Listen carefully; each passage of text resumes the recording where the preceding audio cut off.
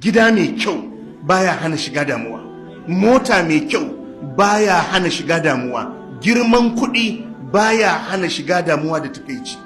Ɗaya daga cikin abin da Allah ya ɗauke a gidan aljanna shine babu damuwa. Ya kamata mutum ya nemi aljanna ko bai kamata?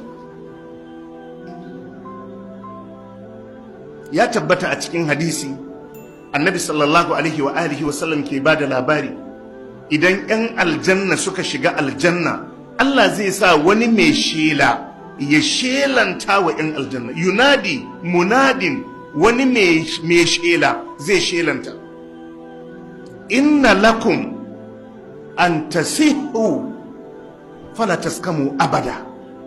Zai ce musu 'yan aljanna, ku ji, kuna da cikakkiyar lafiya, ba za ku yi jinya ba har abada, har abada.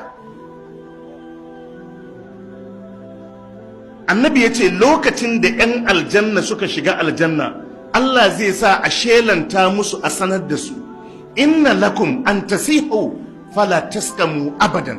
Za ku yi rayuwa cikin cikakkiyar lafiya, ba za ku yi jinya ba har abada, har abada. Malam yana daga cikin moromoron da aljanna take da shi.